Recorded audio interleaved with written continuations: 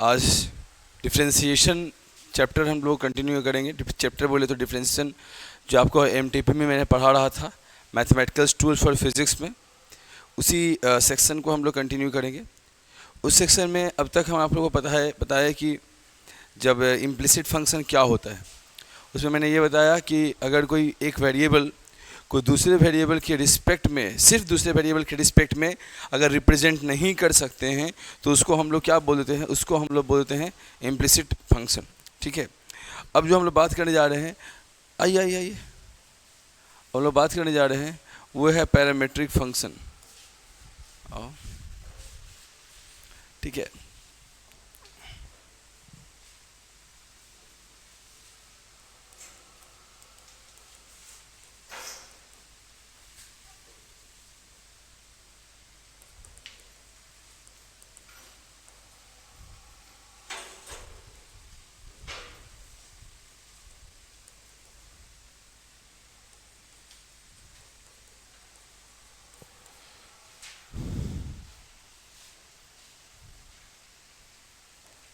Five minutes पहले हम आ गए।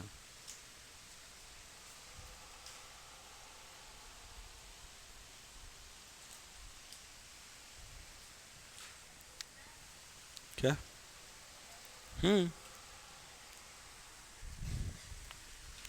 देखिए, सो पैरामीट्रिक फंक्शन क्या होता है पहले समझिएगा। अभी हम लोग इसके जहाँ तक सीखे तो उसके आगे बता रहा हूँ। ठीक है, तो इसमें क्या होता है, सर मान लीजिए x जो है फंक्शन है किसका, t का, एंड y फंक्शन है किसका, t का। x भी फंक्शन है t का और y भी फंक्शन है t का। x किस पर डिपेंड कर रहा है, x डिपेंड कर रहा है आपके टाइम पर। ठीक है, y किस पर डिपेंड कर रहा है, y डिपेंड कर रहा है किस पर, टाइम पर।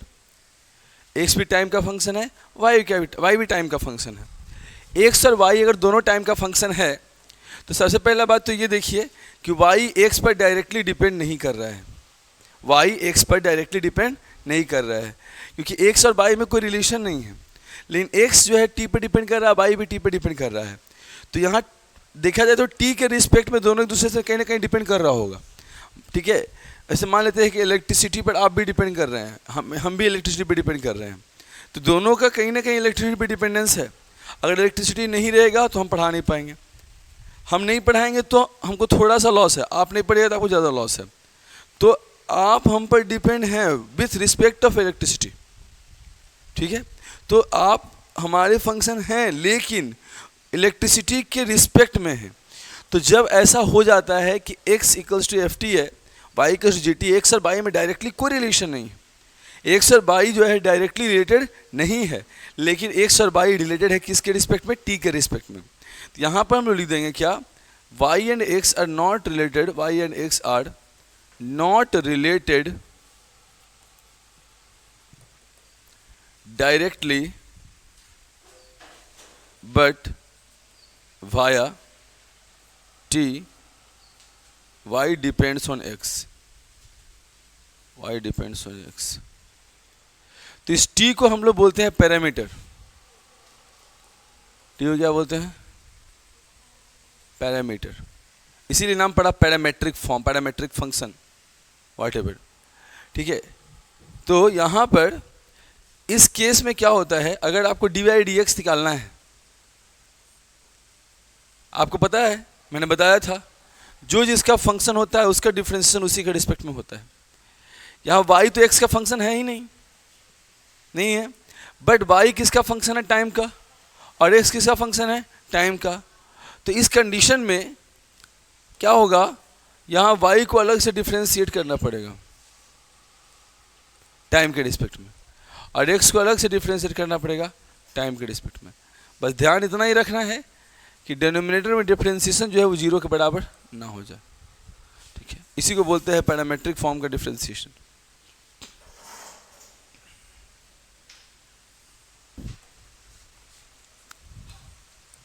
If y equals to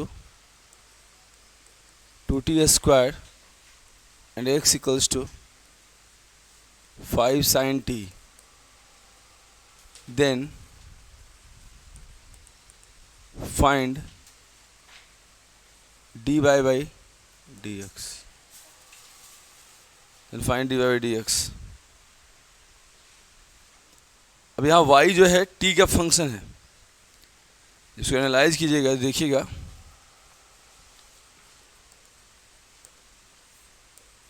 y यहाँ t का फंक्शन है, x भी t का फंक्शन है। जब d y by d x निकालेंगे हम लोग इसमें, जब d y by d x निकालेंगे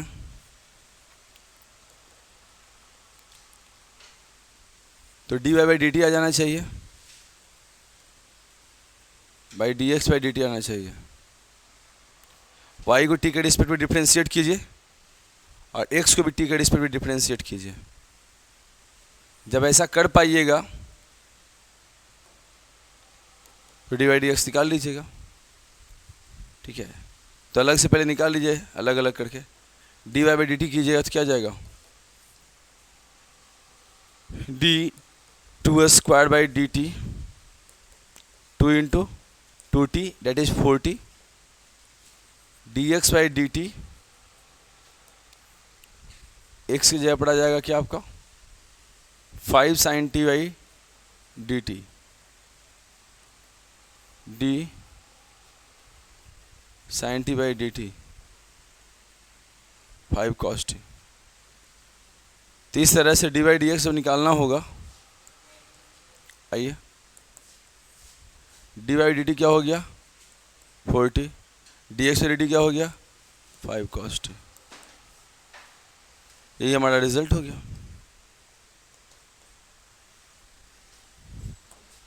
क्वेश्चन है, if displacement of a particle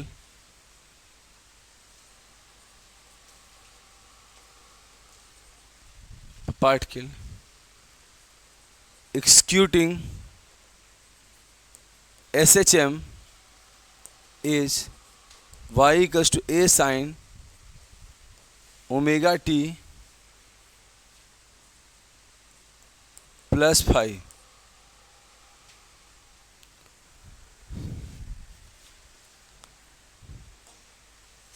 find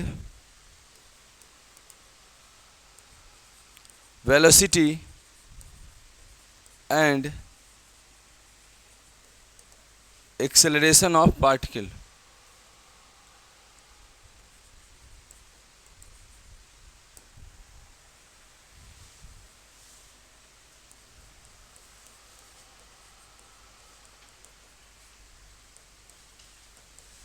velocity क्या फॉर्मूला क्या हो जाएगा, v equals to displacement by time. तो rate of change of displacement with respect to time क्या कहलाता है, वेलोसिटी कहलाता है। एंड एक्सेलरेशन कैसे निकालिएगा, dv बाई dt बोल सकते हो या फिर सेकेंड ऑर्डर डेरिवेटिव बोल सकते हो, बात एक ही है। बनाइए, यहाँ आपको पता होना चाहिए यहाँ क्या निकालने के लिए क्या है, d by d t. Y किसका फंक्शन है, उसके अलावा सब सारा जो आपको जो सिंबल दिख रहा है वो सब क्या होगा, बताया था ना। तो a constant, omega constant, phi constant. चलिए बताइए क्या आएगा। वाई टी पर डिपेंड कर रहा है, वाई का डिफरेंशिएशन टी के रिस्पेक्ट पे करना है, वी का डिफरेंशिएशन टी के रिस्पेक्ट पे करना है। तो यहां y किसका फंक्शन होना चाहिए, t का। यहां v किसका फंक्शन होना चाहिए, t का।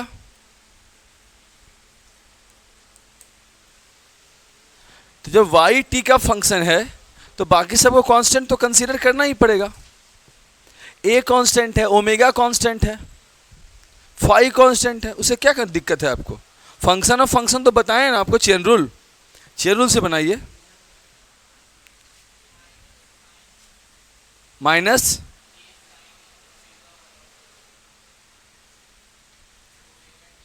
कौन, फर्स्ट का कि सेकंड का, हाँ सेकंड का, minus a omega square sine omega t plus 5 आएगा।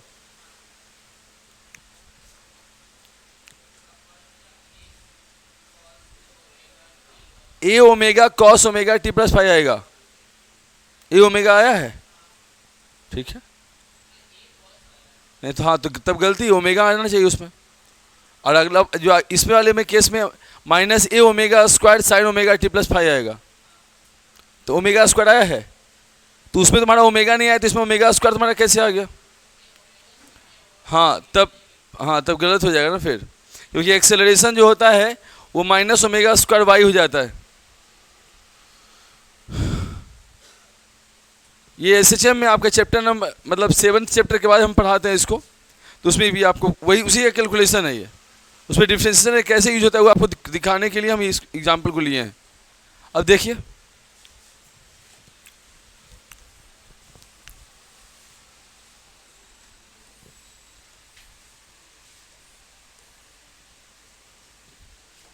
चलिए देखिए, y इक्वल टू क्या लिया गया है?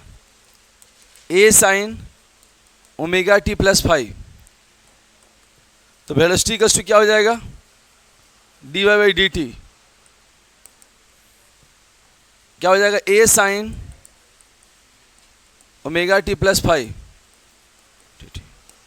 a कांस्टेंट है, बाहर निकल गया, d sine omega t plus five by d t ए। अब क्या करेंगे, सुनो ध्यान से, पहले तो बात ये समझो। अच्छा ठीक है, अगले स्लाइड में बनेगा, कोई दिक्कत नहीं है। ये सुनो, ये जो y का a sine omega t plus five लिखा हुआ है, तो ये y किस पर डिपेंड कर रहा है? रुक जाओ, t पर इनडायरेक्टली डिपेंड कर रहा है, लेकिन डायरेक्टली उस पर डिपेंड नहीं कर रहा है। क्यों? a तो कांस्टेंट, उससे मतलब नहीं, a एम्पलीट्यूड है यहाँ पर। Sign omega t plus five, trigonometric ratio जो है हमेशा अपने एंगल पर डिपेंड करता है। इधर देखिए भाई साहब, ये क्या हो गया? y किस पर डिपेंड कर रहा है? ओमेगा टी प्लस फाइव पर। ओमेगा टी प्लस फाइव किस पर डिपेंड कर रहा है? t पर, ठीक है। तो y जो है ओमेगा टी प्लस फाइव पर डिपेंड कर रहा है, omega t plus five t पर डिपेंड कर रहा है। तो आपको ये चेन रूल पकड़ना पड़ेगा। तो इसका पकड़ने का मतलब ये हुआ कि यहाँ a तो बाहर हो गया, a से कोई मतलब नहीं है, d sine omega t plus five. अब sine omega t plus five पर डिपेंड करेगा, omega t plus five t पर डिपेंड करेगा, ठीक है ए। अब sine omega t plus five के रिस्पेक्ट में डिफरेंशिएट कीजिएगा तो क्या आ जाएगा? Cos omega t plus five. और इसका क्या हो जाएगा? सुनो, इसको अलग अलग डिफरेंशिएट करेंगे, D omega T by d T plus D five by d t. A cos omega t plus five into omega, omega बाहर आ जाएगा, और टी का डिफरेंशिएशन टी के रिस्पेक्ट में क्या हो जाएगा? जीरो आएगा ना बाहर ओमेगा, और टी के रिस्पेक्ट में क्या हो जाएगा? वन। अब प्लस क्या हो गया? ये जीरो, फाइव कांस्टेंट है। तो फाइनली क्या आ गया? Omega A omega cos omega t plus five. ये हमारे पास हो गया क्या? भी, समझे? ये हो गया भी। अब उस वक्त जब यही चीज़ आएगा आपको काइनेमेटिक्स में, ये तो खैर चलिए एसएचएम चैप्टर में आएगा, लेकिन काइनेमेटिक्स चैप्टर में भी ऐसा ही डिफरेंशिएशन आएगा, क्या कीजिएगा? उस वक्त फिर आप थोड़ी किसी से पढ़िएगा, टाइम रहेगा, या फिर टीचर ही पढ़ाने का पास टाइम रहेगा।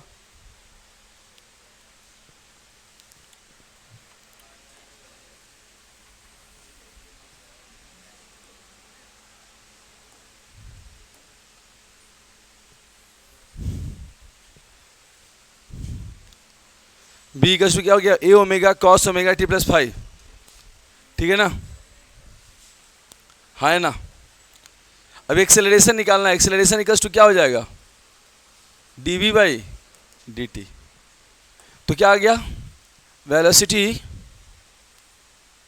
D a omega cos omega t plus five by d t. A omega बाहर हो गया, अब d cos omega t plus five बच गया, d omega t plus five के रिस्पेक्ट में ट्रिग्नोमेट्रिक फंक्शन का डिफरेंशिएशन उसके एंगल के रिस्पेक्ट में होता है, और जो बच गया सो omega t plus five by d T. यहाँ क्या आ गया ए ओमेगा, कॉस का डिफरेंशिएशन क्या होगा minus sine omega t plus five, और ये क्या हो गया ओमेगा बाहर निकल गया d t by d t, five का zero, minus a omega square sine omega t plus five into omega, वही हो गया था उसी को कर देते, ठीक, minus omega square a sine omega t plus five, और यही क्या था वाई था। देखिए ए इक्वल्स टू क्या आ गया minus omega square,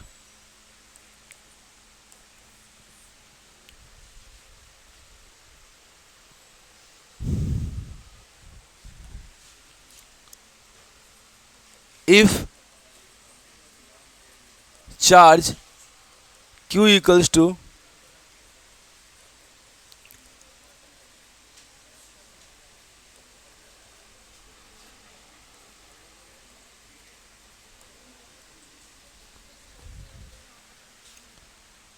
find a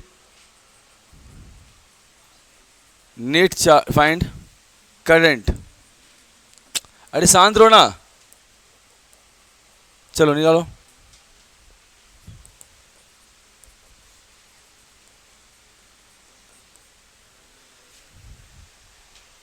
question है ये,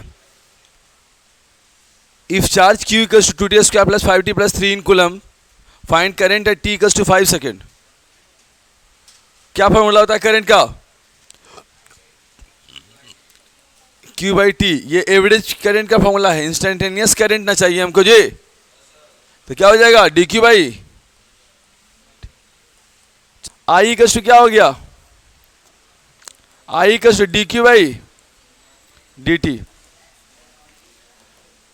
ये हो गया डी, क्यू की जगह पर 2t square plus 5t plus 3। देखो इधर, ए ये जो बात बोला गया फाइंड करंट, तो करंट निकालोगे उसमें ना पुट करोगे, अभी करंट निकाले ही नहीं हो।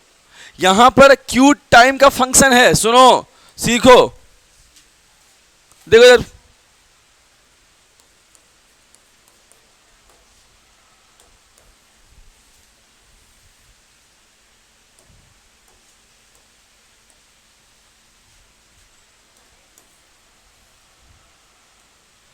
चार्ज किसका फंक्शन है टाइम का, तो करंट भी किसका फंक्शन आएगा टाइम का, कुछ आएगा हमको नहीं पता है, पहले तो यही तो निकालना है, पहले डिफरेंशिएट करोगी ना जी, ओहो पहले डिफरेंशिएट करोगी ना, तो क्या आ गया 2t स्क्वायर का 2t प्लस 5, 3 का 0, आया समझ में, ये बात समझ में आ रहा है, टू का 2 रह गया, टी स्क्वायर का 2t, अब 5 का 5t का 5, और t का 1 हो जाएगा, 3 का 0, तो क्या हो गया ये 4t प्लस 5। अब ये करंट जो आ गया, देखिए टाइम का फंक्शन आ गया ना, अब जाके यहां पर बोलेंगे current at t equals to 5 second, तो I इक्वल्स टू क्या हो गया 4 इंटू 5 प्लस 5, 20 प्लस 5 25 एम्पियर। अरे भाई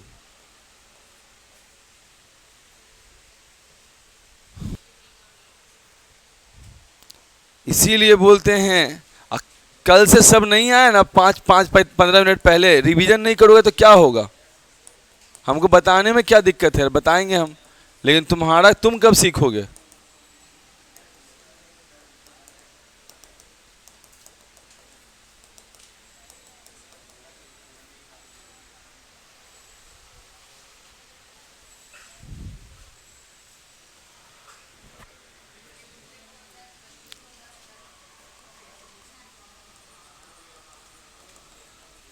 देखो सिंबल कैसे यूज होता है, जो पॉलिनोमियल पढ़े थे ना उसी जैसा सिंबल यूज होता है। अगर y equals to f x है तो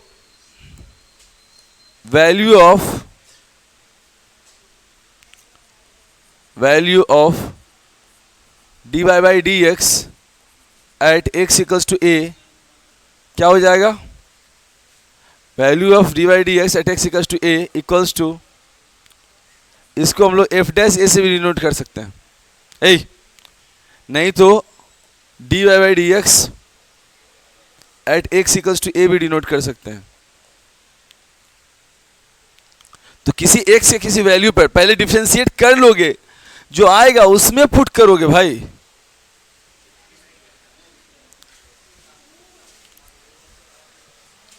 अभी नहीं बनाओगे ना तो फिजिक्स में भी समझ में आएगा दिक्कत क्या होता है, जो बाद में फिर हमको और बाकी को ब्लेम मत करना, पहले बता दे रहे हैं।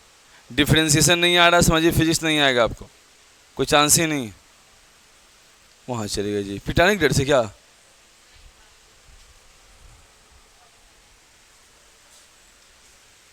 क्लिप नामक एक यंत्र होता है जो बाल को पकड़ के रखता है, और वो मार्केट में मिलता है ना बाबू, जो कि आप लोग में से किसी के पास नहीं है, आप लोग धन्य हैं। देखिए f x equals to alpha x power n है, ए आवाज नहीं करो, सुनो, f x equals to alpha, किसको किसको जेई एडवांस देने का मन है?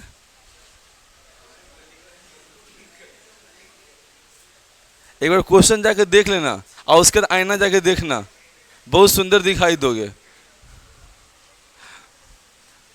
मेरे कहने का मतलब ये हुआ ना भाई, जेई एडवांस अगर तुम क्रैक करना चाहते हो ना तो तुमको सलमान खान वाला कमिटमेंट अपने आप से करना पड़ेगा।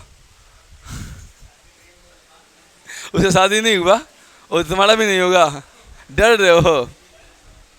और शादी करके क्या कर लोगे जब तक कमाई नहीं करोगे? तो डेली डेली गाली बात सुनो बता देंगे, खाना नहीं घुसेगा नीचे नहीं जाएगा अलग से, इतना बात सुनना पड़ता है। हाँ देखिए f x equals to alpha into x power n, सुनो f x equals to alpha into x power n. एक बार जाके बस खाली क्वेश्चन पढ़ लेना यार, अगर तुम पूरा क्वेश्चन एक बार में लगातार पढ़ लिए तो मान लेंगे कि कुछ कर पाओगे, नहीं तो तुम क्वेश्चन ही पढ़ना इट सेल्फ एक चैलेंजिंग है, उसका पेशेंस चाहिए क्वेश्चन पढ़ने के लिए। एक एक क्वेश्चन यार, यहाँ से क्वेश्चन स्टार्ट होता है, अगर इस कॉपी में प्रिंट किया जाए तो इतना क्वेश्चन, एक क्वेश्चन है यार। मैं ये नहीं बता रहा हूँ कि बहुत भारी है, मैं ये बता रहा हूँ कि तुम लोग बहुत हल्का हो उसके लिए, ठीक है? हल्का इन सेंस की नोट्स रिवीजन करके नहीं आ रहे हो, टाइम पर क्लास नहीं आ रहे हो, टाइम से पहले तुम बैठ के रिवीजन नहीं कर रहे हो और अपने आप को स्मार्ट समझ रहे हो। माई वे इज हाईवे, माई वे या हाईवे कभी नहीं होता है यार, याद रखना, ठीक है? एक होता है ना कि हम जो सोच रहे वही रास्ता सही है, ऐसा हिस्सा थोड़ी है, सोचते रहो। देखिए f x equals to alpha into x power n दिया हुआ है, प्रूव करना है alpha equals to f dash 1/n। Clearly दिखाई दे रहा होगा आप लोगों को कि एफ एक्स इक्वल्स टू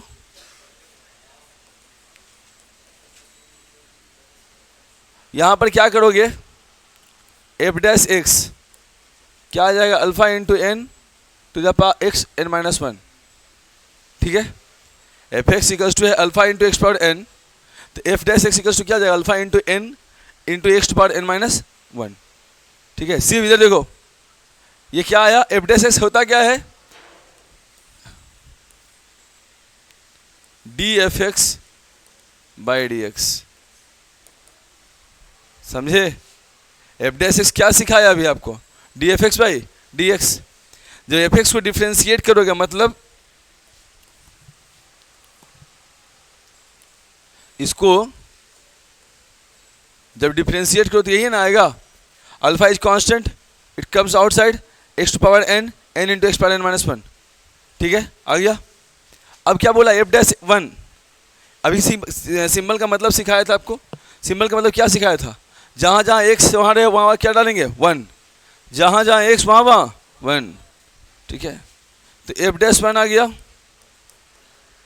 तो अल्फा इंटू ए सुनाई दे देता है, ठीक है? तो एफ डैश 1 इक्वल्स टू क्या हो गया, क्या आ गया, 1 to power n minus 1, 1 to power anything 1, alpha into n क्या आ गया, alpha equals to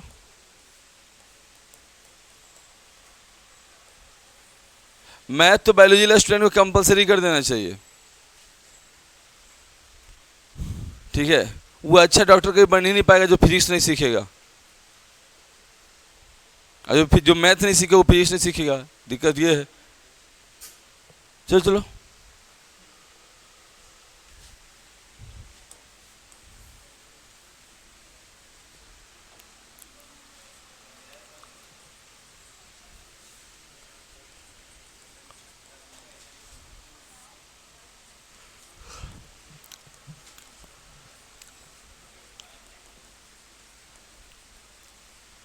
y equals to root x into x cube plus x square minus 3x। ये f x into g x नहीं करना है, सुनो इधर। F x into g x करने के चक्कर मत रहना कि इसको एफ एक्स मान लेंगे इसको जी एक्स मान लेंगे, बहुत लंबा जाएगा। करना क्या होगा आपको, 9th क्लास का कॉन्सेप्ट लगाना पड़ेगा। X power 1/2 x power 3 plus x square minus 3x। ये क्या हो जाएगा, x power 1/2 into 3 plus x to the power 1/2 into 2 minus 3। नहीं हट, x power 1/2 into x power 3 plus x power 1/2 into x power 2 minus x power 1/2 into 3x। यहाँ power add करेंगे 1/2 plus 3 plus x power 1/2 plus 2 minus 3 आ गया बाहर, x to the power 1/2 plus 1। तो y equals to क्या हो गया, x power 3 plus 1/2 कितना आ गया। इधर देखो भाई, इधर इधर देखो, 7/2। नहीं कोई बच्चा इधर उधर देख रहा था। हाँ पता है, अरे तो 3 अब आधा 3.5 3.5 7 का आधा 7/2 और 2 अब आधा 2.5 मतलब 5/2, 1 अब आधा 1.5 3/2। स्टाइल के चक्कर में यहाँ पर आदमी का पढ़ाई का हेल्थ और शरीर का हेल्थ दोनों जा रहा है। अब इंग्लिश है 1/2 प्लस 1 2 एलसीएम लिए 2 डिवाइड एक्स निकालो। हाँ तब अरे इंग्लिश हिंदी मतलब हिंदी को लोग ना ये मान लिया, लो मान लिया, इंग्लिश को अच्छा मान लिया, आता नहीं है तो लो मान लिया। चलिए हाँ, इसके बाद इसके अब आ गया ना भाई, अब सिंप्लीफाइड हो गया। इसके बाद तो जानते हो ना भाई, क्या आ जाएगा 7/2 into x power 7/2 minus 1 plus 5/2 into x power 5/2 minus 1 minus 3 into x power 3/2 minus 1। कितना आसान है।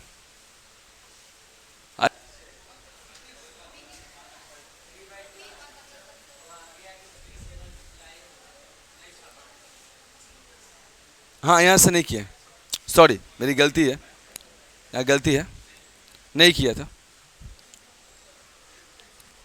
वो 3 लिखिए तो हम ध्यान नहीं रहा, 3/2। नहीं सही है, सही, गलत है तो गलत है। हो गया। अब बाकी कैलकुलेशन तो कर ही लोगे, आता ही होगा, कर लिए। लिखिए next section derivative as a rate measurement.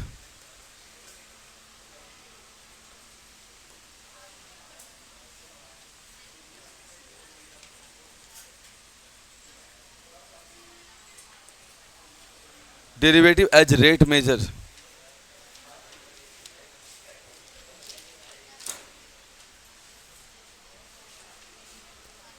सुनो इसको बोलते हैं, ये जो स्टार्ट हुआ है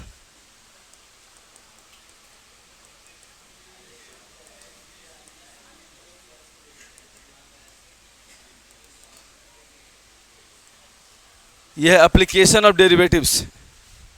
ये क्या है, एप्लीकेशन ऑफ डेरिवेटिव्स। अब देखिए ध्यान से, सुनो y equals to f x है, dy बाई डी एक्स क्या बताता है, rate of change of y with respect to x जो rate of change of y with respect to x लिखा हुआ है, इसका मतलब क्या है, ध्यान सुनिए।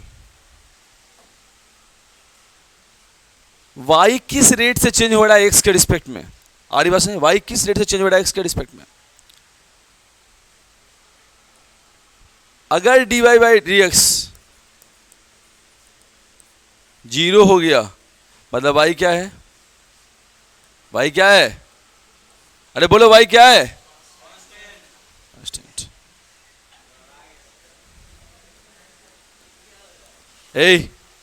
अगर dy by d x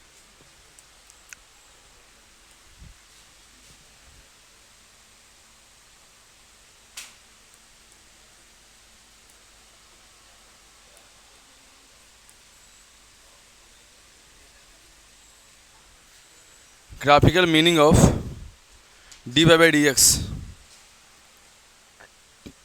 d by d x graphically क्या बताता है, इधर देखो, इधर देखो, इधर वहाँ मत देखो। Graphical meaning of d by d x, पहले तो ये समझ लीजिए कि y equals to f x जो है कोई फंक्शन है, कैसा है, ऐसा है, y एक्सिस x एक्सिस,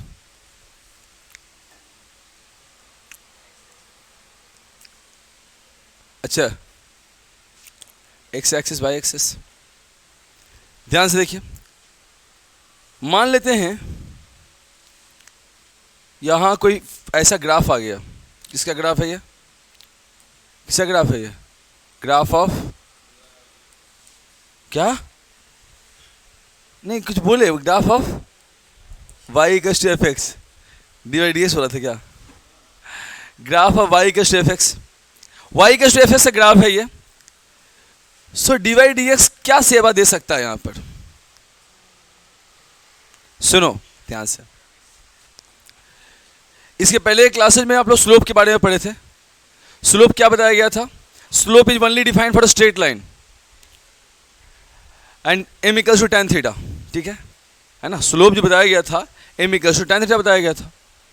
तो यहां जो एक ग्राफ है, इस ग्राफ में आपको स्लोप निकालना है, ग्राफ तो स्ट्रेट लाइन है नहीं, तो स्लोप निकलेगा कैसे।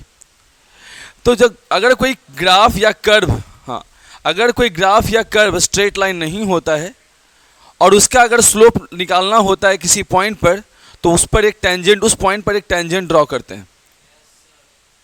अभी क्या यहां पर देखिए, डी बाई डी एक्स क्या बताएगा, ध्यान से सुनो। डी बाई डी एक्स क्या बताएगा, slope of graph, slope of graph of y equals to f x, slope of graph, अब सुनो, slope of graph of y equals to f x, ये डी बाई डी एक्स बताता है। अब ये होता क्या है, किसके बराबर होता है, तो ये होता किसके बराबर है, slope of tangent drawn on, उस ग्राफ का स्लोप, उस ग्राफ का स्लोप किसके बराबर होता है, तो उस पॉइंट पर जो टेंजेंट ड्रॉ करते हैं, हाथ नीचे रखो, हाँ तुम हाथ नीचे रखो ना, हाँ अब बोलना, slope of tangent drawn on, slope of tangent drawn eight A point on graph,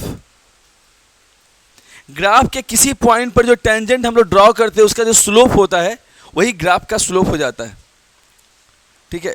जैसे एग्जांपल के लिए मान लो कि इस पॉइंट पर स्लोप निकालना है, इस पॉइंट पर जब स्लोप निकालोगे तो यहां टेंजेंट ड्रॉ करोगे, पिटा जाएगा, बता रहे हैं, फिर टाइम नहीं लगेगा पिटने में हमको। कोई चीज का लिमिट क्रॉस मत किया करो।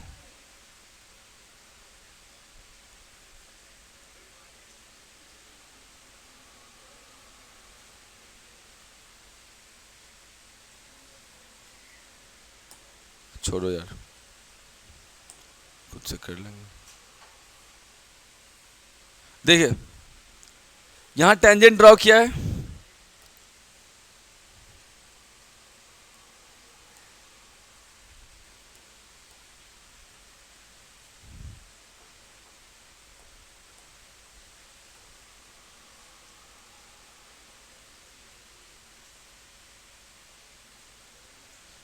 कर लूँगा।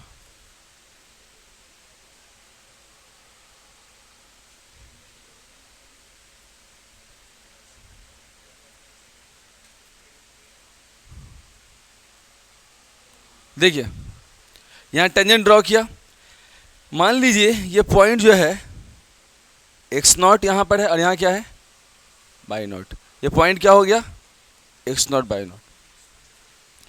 यहाँ हम लोगों ने टेंजेंट ड्रॉ करा है, ये एंगल क्या बनाया थीटा, एंगल क्या बनाया थीटा। अगर कोई आपसे पूछ दे, अगर कोई आपसे पूछ दे स्लोप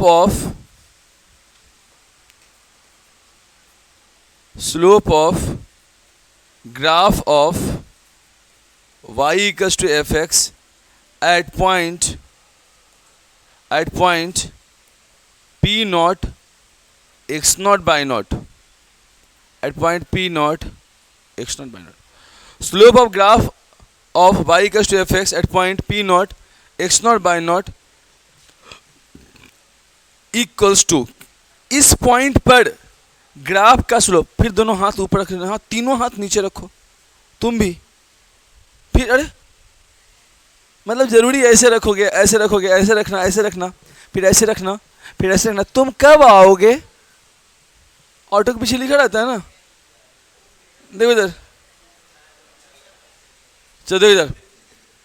तो P not x not by not पर हमको ग्राफ का स्लोप निकालना है, तो क्या करेंगे फिर, कल सिखाया था dy बाई डी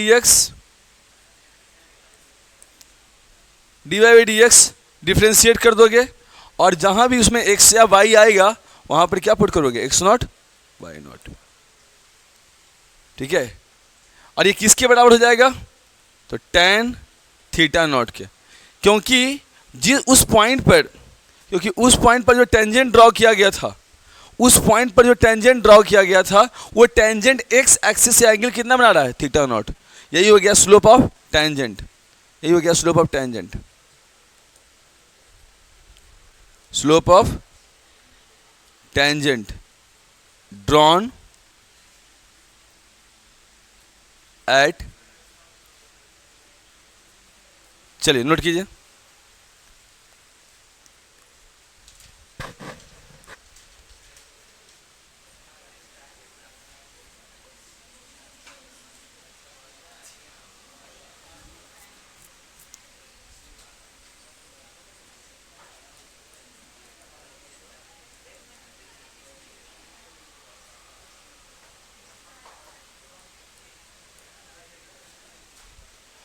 मान लो कि ये कोई कर्व है y equals to x square plus 5, ये y एक्सिस है, x एक्सिस है,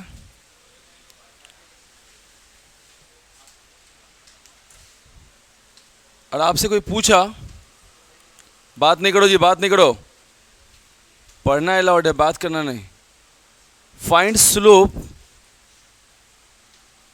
ऑफ कर्व और ग्राफ और y equals to fx at a point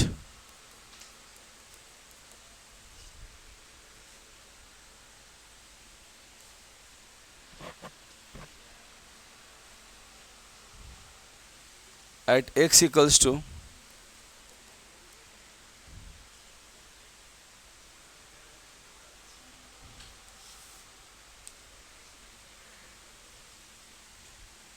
twenty, चलो निकालो, स्लोप निकालो,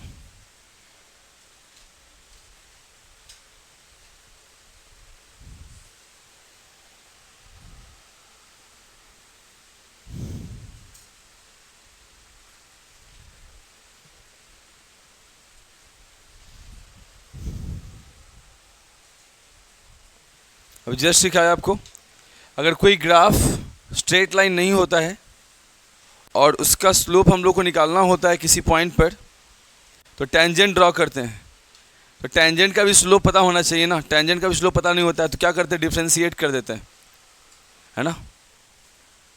सो डिफ्रेंशिएट कर दीजिए और डिफ्रेंशिएशन करने पर जो एक्स आएगा वहाँ एक्स की जगह पर फिर 20 पुट कीजिएगा। सुनो y इक्वल्स टू क्या एक्स स्क्वायर प्लस, तो y किसका फंक्शन है?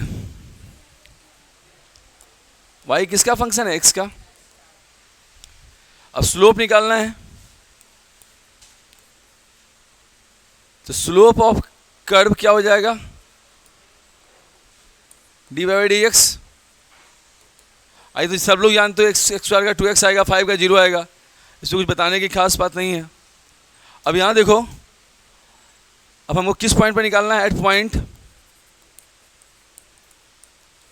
20 पर, एट x इक्वल्स टू 20 पर स्लोप क्या हो जाएगा? 2 इंटू 20 कितना हो जाएगा? 40। अब देखो फिजिक्स में यूटिलाइज कैसे होता है। अगर सपोज यहाँ डिस्टेंस रहता और यहाँ टाइम रहता, तो डिस्टेंस इक्वल्स टू क्या होता? T square plus 5। एस किसका फंक्शन होता? टाइम का। अब वैसे ही तुम v इक्वल्स टू, जब स्लोप निकाल लेते हैं, सबको पता है डिस्टेंस टाइम ग्राफ का स्लोप क्या देता है? स्पीड देता है, तो यह स्पीड 40 मीटर पर सेकंड हो जाता। इस तरह से फिजिक्स में ना, मैथमेटिक्स के बिना कुछ एक कदम काम नहीं चलेगा, हर एक जगह आपको इसका यूज रहेगा।